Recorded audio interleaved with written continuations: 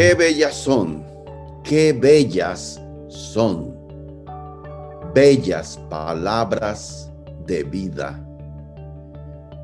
Ese estribillo está en completa relación con lo que es el Evangelio. El Evangelio es el mensaje para la salvación del hombre, del pecado, de la muerte. Nosotros, tú y yo, tenemos una misión principal en esta vida. Como cristianos hablo. Dios nos ha dado la tarea de anunciar el Evangelio. Sin embargo, el Evangelio no solamente es algo que debemos predicar, óigase bien, es algo que debemos vivir.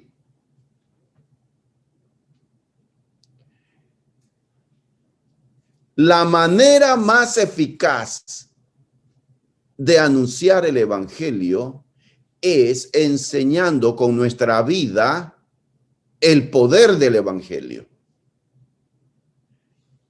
Dios nos ha dado esta tarea de anunciar, pero también, óigase bien, porque en el mensaje de hoy haremos énfasis en este aspecto importante de la predicación.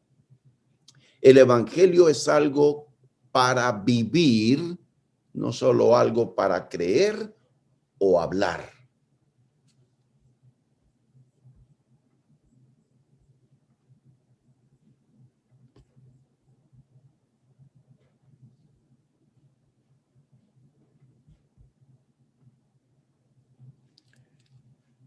Este es el tercer mensaje de la serie Esperanza Viva, serie de sermones tomados de Primera de Pedro, una carta general, es decir, una carta que no iba dirigida a una congregación en particular, sino que era una carta circular, dirigida a congregaciones en lo que hoy se conoce como Turquía.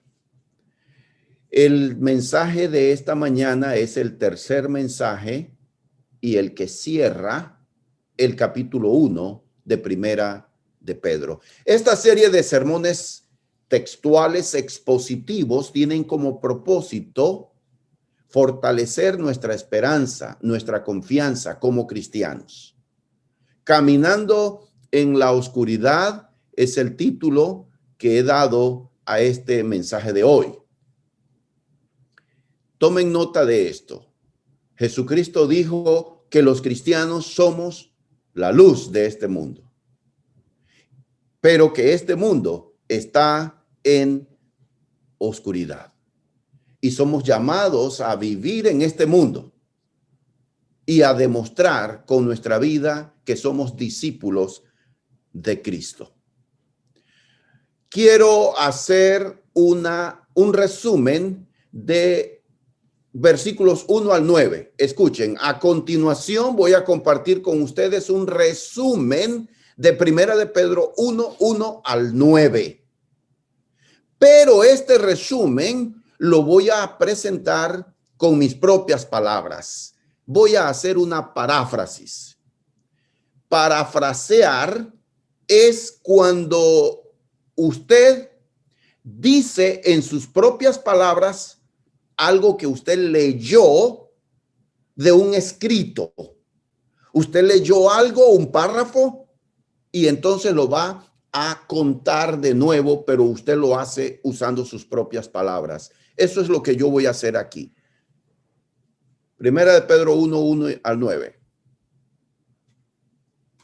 Ustedes fueron escogidos por Dios para participar del nuevo nacimiento y recibir una esperanza viva.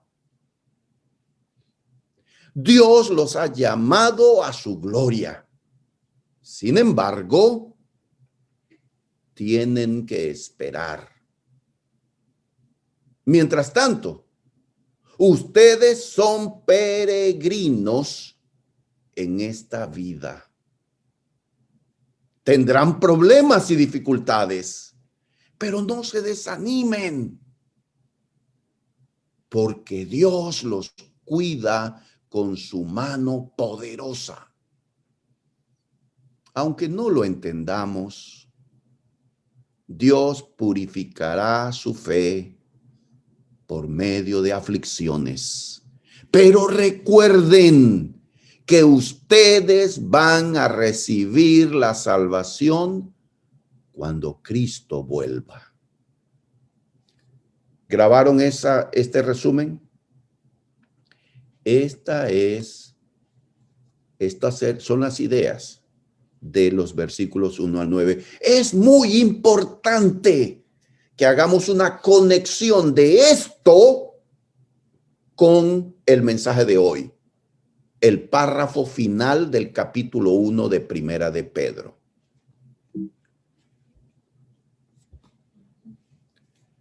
Primera de Pedro 1:13. A partir de aquí viene el mensaje de hoy.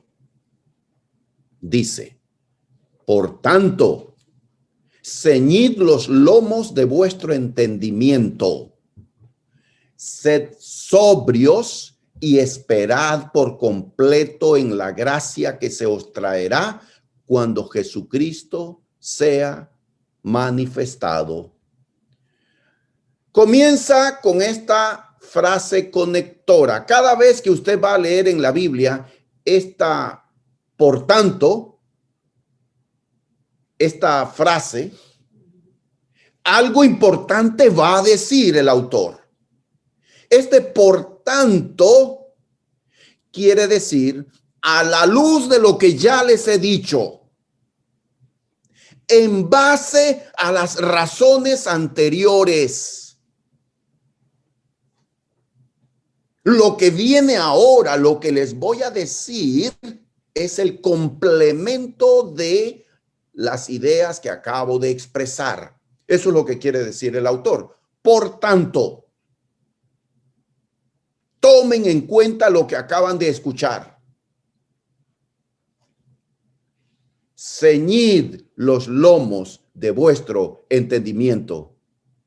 Aquí el autor emplea un hebraísmo, una manera de hablar, un modismo, una expresión muy propia de los judíos. Y esto nos deja a todos un poco confundidos y recurrimos a versiones de lenguaje popular, porque esta es la Reina Valera. Versiones de lenguaje popular no emplean esta expresión, pero básicamente lo que quiere decir con esta frase es: estén conscientes de su meta en esta vida. Piensen con claridad en el objetivo que tienen como cristianos. Son peregrinos, van hacia la ciudad celestial. No desenfoquen su vida. Afirmen su prioridad en la vida. Es otra manera de decir lo que él quiere expresar. Piensen en que Cristo los está esperando en la meta final. Y también quiere decir que la distracción puede ser un desastre. Y si usted tiene tiempo, algunas veces ahora con cuarentena estamos encerrados en casa. Miren, por ahí en las redes hay videos donde dice: no es bueno cantar victoria antes de tiempo. Entonces, por ejemplo, viene el ciclista que va adelante y la meta está a 50 metros. Y él levanta los brazos y empieza a saludar a los de la gradería. Y en eso pasa raudo y veloz su contrincante y llega primero a la meta. Y eso se ve en la vida real. La distracción puede ser un desastre. No quiten la mirada de el objetivo de su vida cristiana. Eso es lo que quiere decir el autor. Segundo, sed sobrios. Aquí el apóstol les pide tener autocontrol y claridad mental. En otras palabras, también quiere decir no se intoxiquen con pensamientos mundanos, porque lo contrario, lo opuesto a sobrios es ebrios, borrachos. Cuando uno está borracho, es decir, bajo los efectos del alcohol, no piensa como normalmente lo hacemos.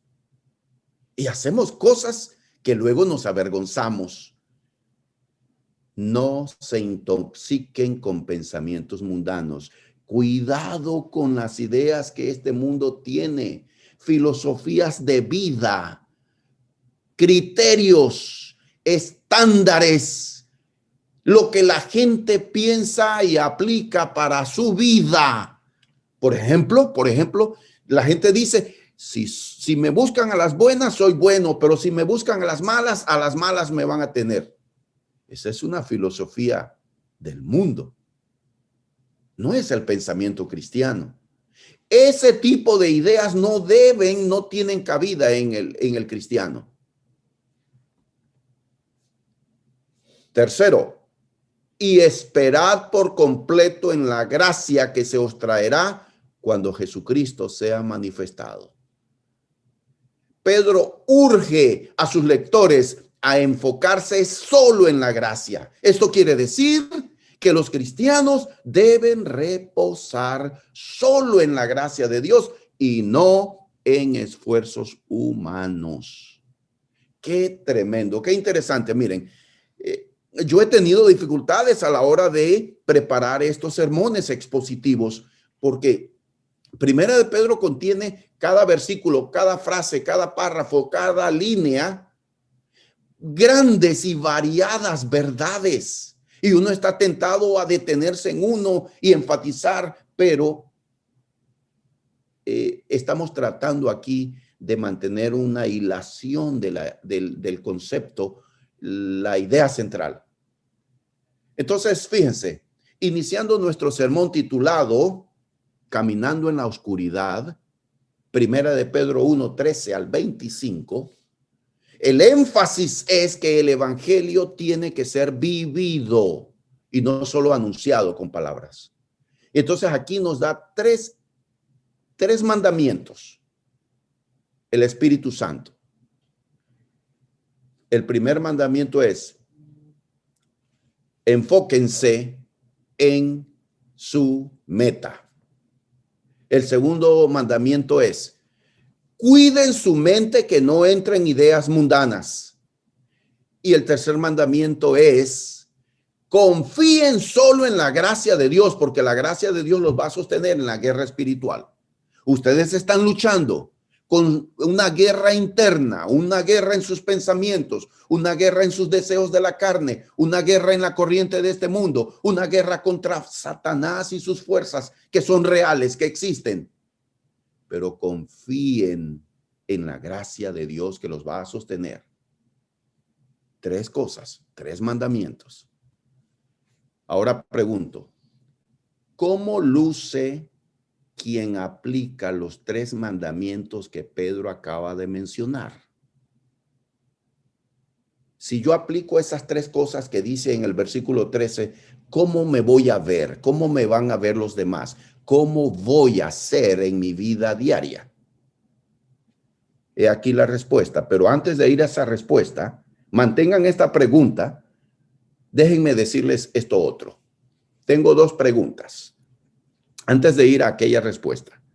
Dos preguntas importantes. Yo me temo que si hago una encuesta entre mis hermanos y hermanas y les hago dos preguntas, me temo que no sabrán responder. ¿Cuál es la misión principal de la iglesia en la tierra?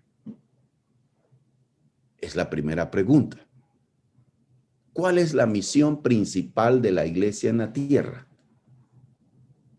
Y la segunda pregunta, tal vez más difícil aún, ¿cómo quiere Dios que vivamos todos los días de nuestra vida? La misión principal de la iglesia en la tierra es llevar a cabo la gran comisión dejada por Jesucristo, anunciar el evangelio, predicar sobre las buenas nuevas de salvación. Sin embargo, esa no es una tarea de los predicadores, de los hombres que tienen el don de predicar desde el púlpito. Es una tarea tuya y mía, de todos los cristianos. ¿Cómo quiere Dios que vivamos todos los días de nuestra vida? Dios quiere que andemos haciendo su voluntad. Dios quiere que vivamos una vida santa. ¿Y saben qué es lo que es santidad? Santidad no es algo fuera de este mundo. Santidad es vivir de una manera que agrade a Dios. La iglesia tiene la tarea de cumplir la gran comisión y también los cristianos debemos vivir como discípulos de Cristo. Antes de ir a la pregunta que hice hace un instante, ¿por qué es importante la luz? La luz es muy importante porque es un elemento esencial de nuestra manera o de nuestra capacidad de comprender lo que nos rodea, ya que la mayor parte de la información que recibimos a través de los sentidos la obtenemos a través de la vista. La Biblia dice que el mundo está dominado por las tinieblas. La Biblia dice que las personas que no tienen a Dios en su vida no solo viven en tinieblas, sino que ellos mismos son tinieblas. La Biblia dice que quienes obedecen al evangelio son trasladados del reino de las tinieblas al reino de luz de su amado Hijo. El mensaje de hoy trata sobre el llamado que hace Pedro a los discípulos de Cristo a que caminemos en la oscuridad siendo la luz de este mundo. Ese es el llamado de Pedro. La respuesta a la pregunta.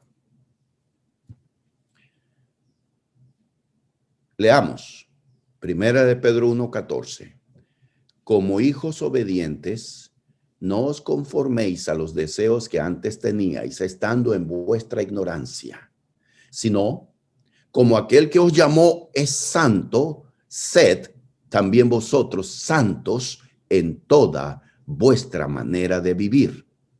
Porque escrito está, sed santos, porque yo soy santo. Quiero detenerme en la lectura, voy a seguir leyendo, pero si ustedes notan, aquellos que pueden ver bien desde su aparato, en la derecha tengo un recuadro, un subtítulo que dice llamado a la santidad, primera de Pedro capítulo 1, versículo 14 al 16.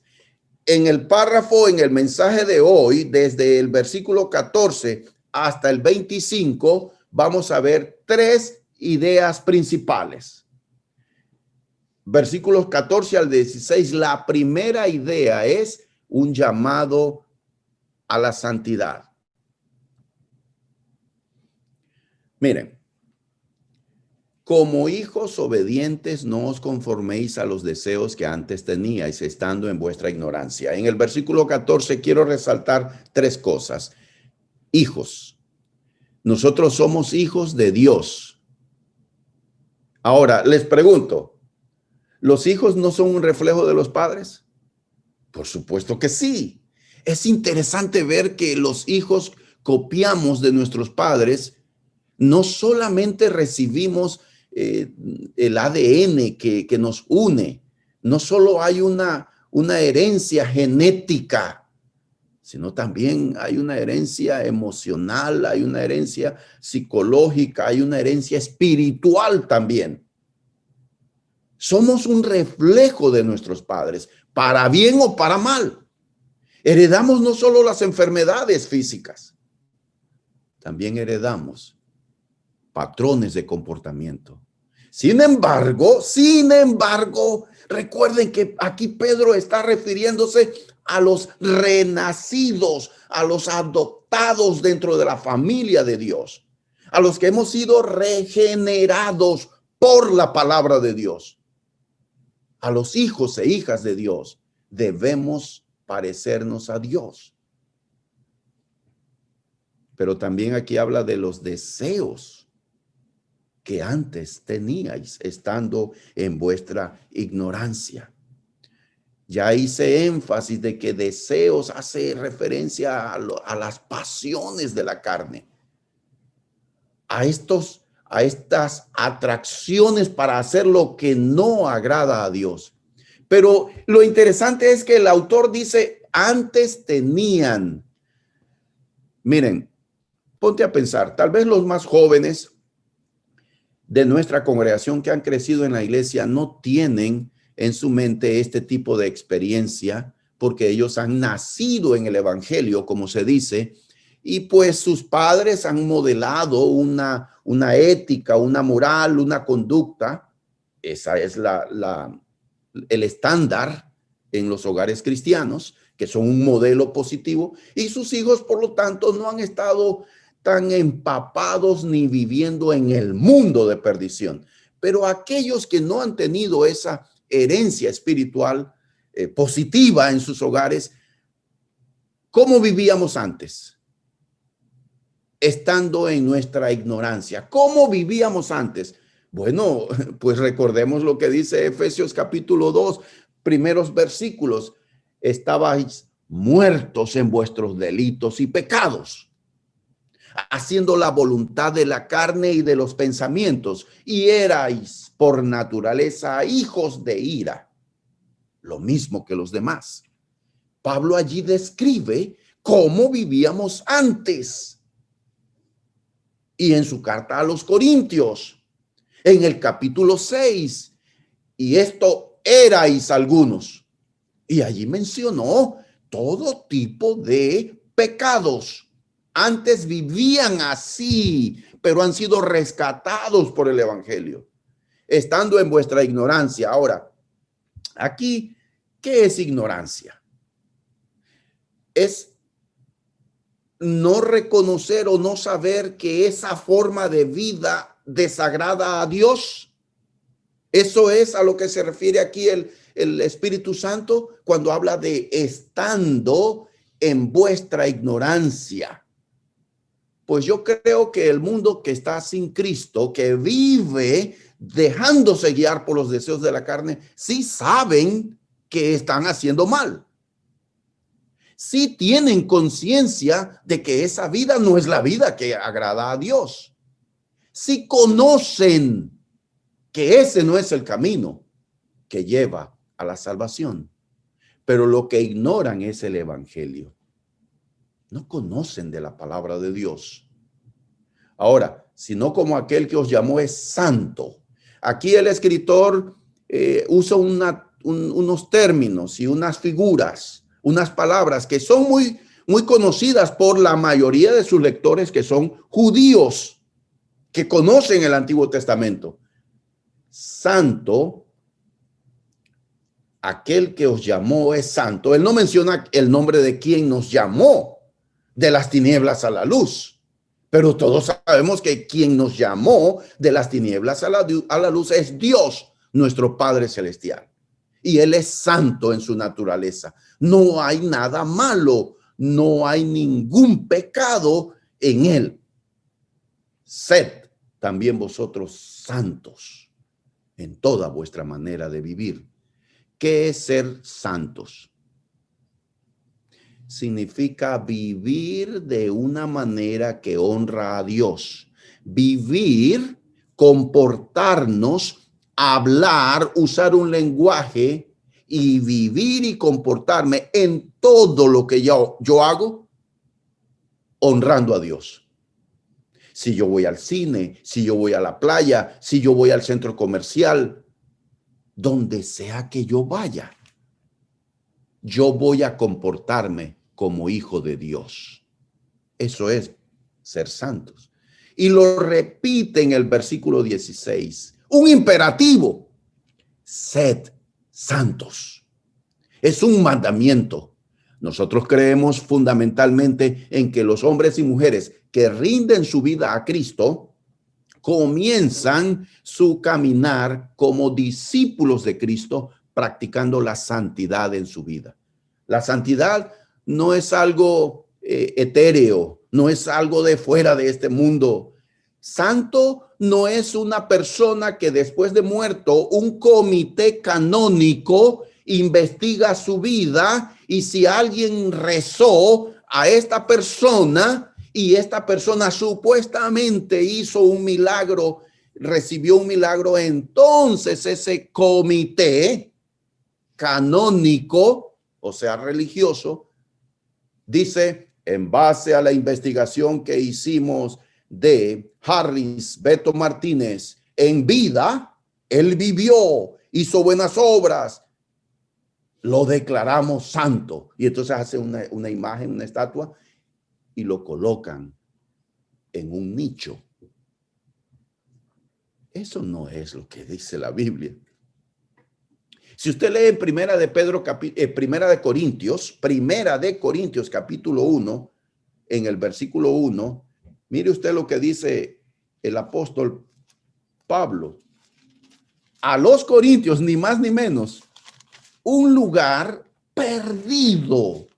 El puerto de Corinto en los días de Pablo era un lugar inmoral. Y allí había una iglesia. Cristianos corintios estaban allí.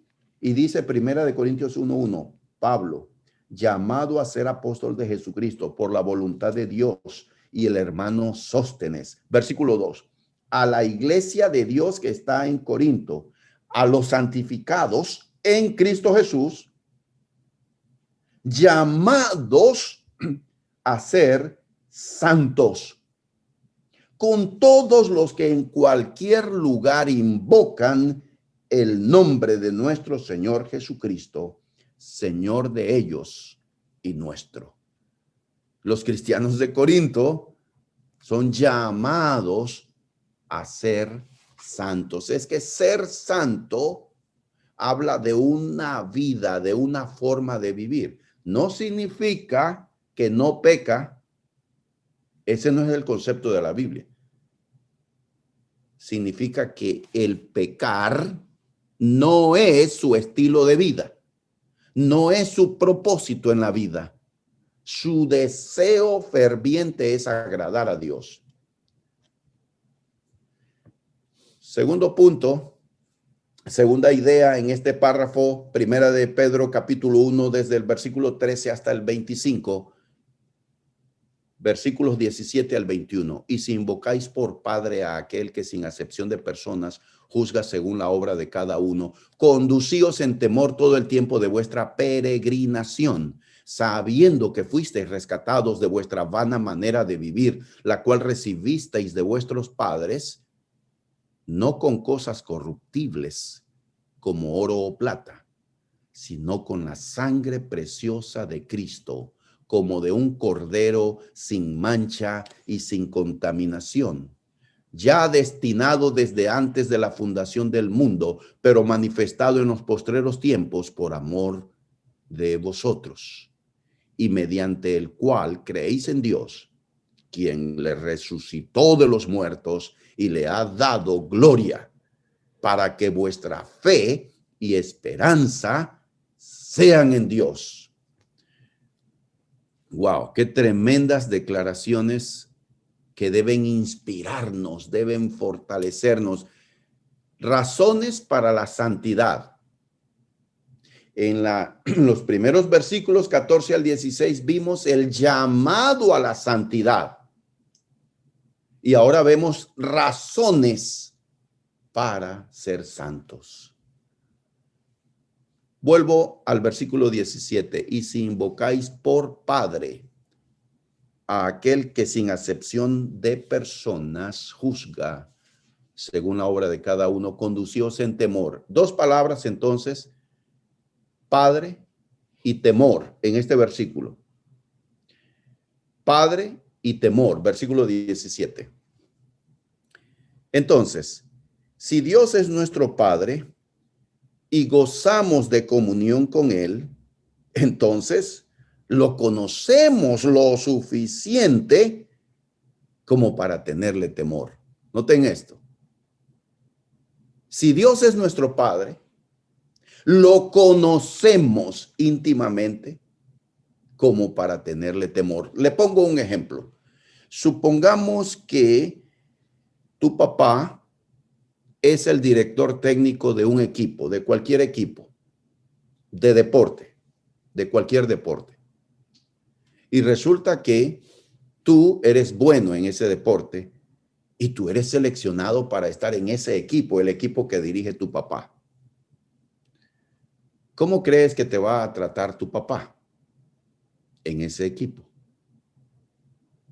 Pues si él es un buen director, él te va a tratar como trata a todos los demás, sin hacer acepción de persona. Si conocemos que Dios es santo, también debemos de saber que Él es juez, un juez imparcial que juzga sin acepción de personas. Es lo que dice allí en el versículo 17. Aquel que sin acepción de personas juzga. Ese es Dios. Temor. Temor no es miedo, no es temblor, no es ansiedad. Temor es reverencia y respeto. Versículo 18. Pero cuando uno reverencia a Dios, uno obedece sus mandamientos y esto da como fruto una vida santa. En el 18 dice sabiendo. Y la segunda palabra, rescatados. Dos palabras más que quiero comentar. Sabiendo, el conocimiento es poder. Conocer, estar claritos con algo, entender algo porque hemos recibido y hemos asimilado las explicaciones, las hemos entendido. Eso debe inspirarnos.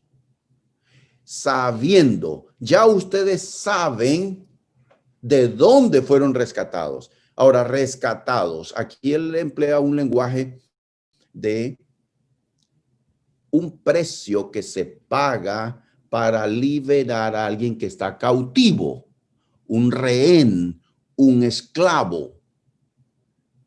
El precio del rescate para la liberación de nuestros pecados no es cosas corruptibles como oro o plata. El oro y la plata, metales preciosos de gran valor, es lo que se usa para pagar el precio para liberación de un esclavo o un cautivo, un rehén. Sin embargo, nosotros fuimos rescatados y el precio con la sangre de Cristo. Es lo que dice ahí en el 19, la sangre preciosa de Cristo, como de un cordero sin mancha y sin contaminación. La mayoría de los lectores de Pedro, que eran judíos, estaban familiarizados con los sacrificios bajo la ley de Moisés y sabían que los corderos que se ofrecían en sacrificio a Dios no tenían que ser que tuvieran alguna enfermedad, que fueran tuertos, que tuvieran enfermedad en la piel, un defecto, una pata quebrada. Tenían que ser corderos sanos, perfectos físicamente. Dios nos ha dado su cordero, Jesucristo, el cordero de Dios, que con su muerte en la cruz pagó el precio de nuestro rescate. ¿Entiendes eso? ¿Estás consciente de eso? ¿Se acuerdan que en el mensaje anterior les puse el ejemplo de la gratitud y el niño aquel que recibió una caja de un desconocido que le dio algunos objetos para el deporte que él quería practicar y él estaba muy agradecido? Nosotros debemos estar agradecidos porque nuestro rescate costó la sangre, la vida de Cristo Jesús. Él murió por nosotros, siendo nosotros ingratos, impíos, pecadores, desobedientes. Y aún así, murió por mí y por ti. ¿No te llena eso de gratitud? ¿No te inspira saber eso para vivir como Él quiere que vivamos? Si eso no te cambia y no te transforma, no sé qué puede cambiarte.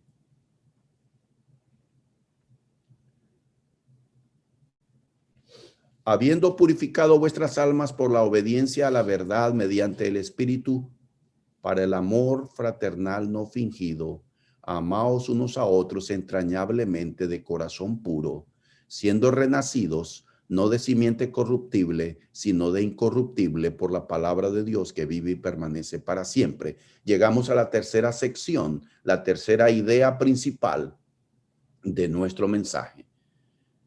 Evidencia concreta de una vida santa.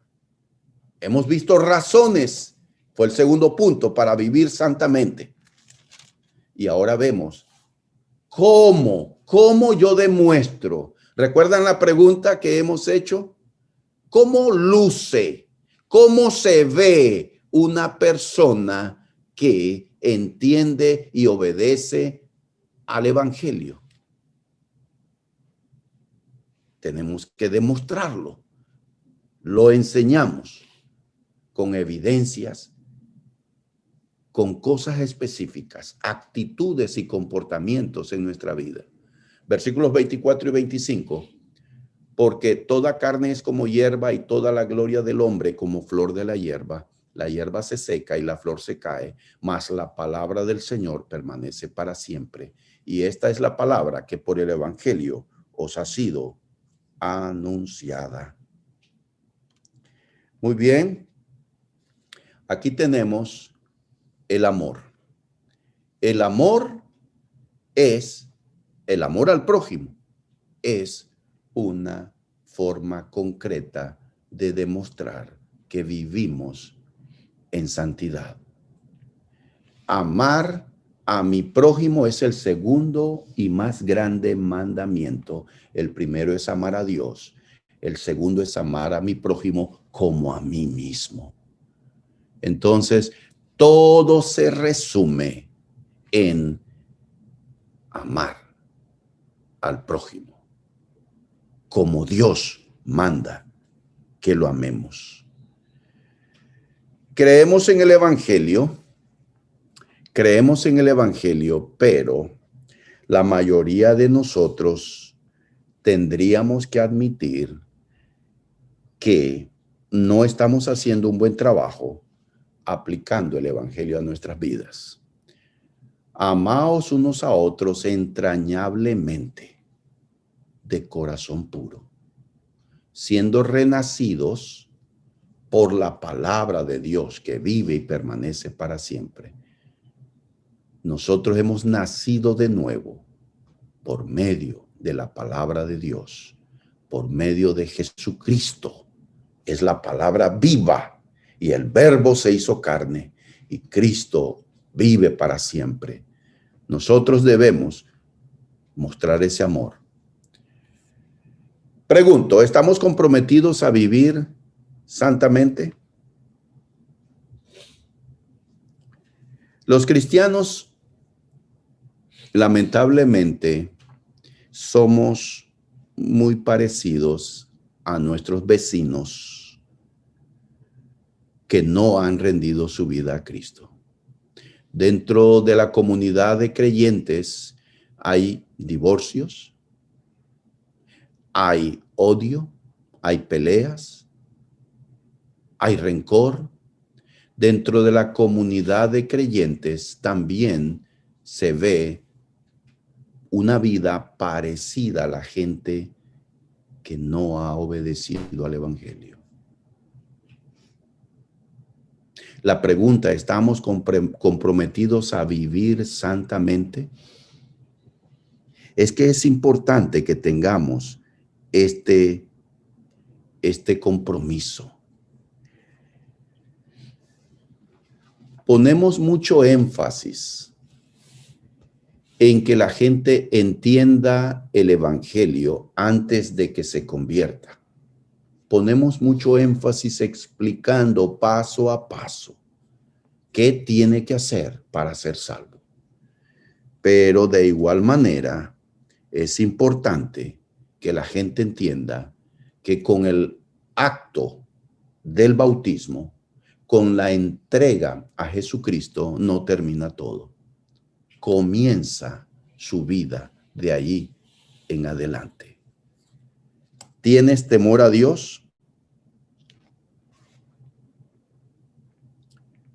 La pregunta es, ¿mi vida, mis acciones reflejan que estoy consciente quién es Dios? Cuando hacemos cosas que desagradan a Dios, cuando no vivimos como Dios pide, ¿estamos conscientes que Él va a pedirnos cuentas? ¿Tienes temor a Dios?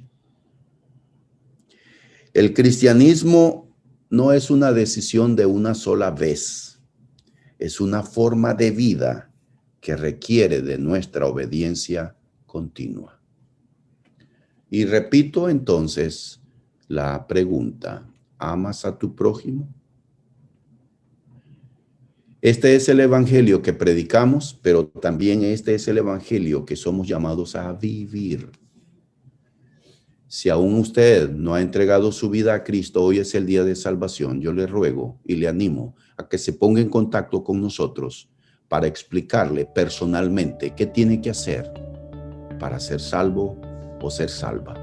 Y si usted, hermano o hermana, no anda viviendo conforme al evangelio, yo le animo a que usted se arrepienta y pida al Señor que le restaure y que le ayude a vivir en santidad.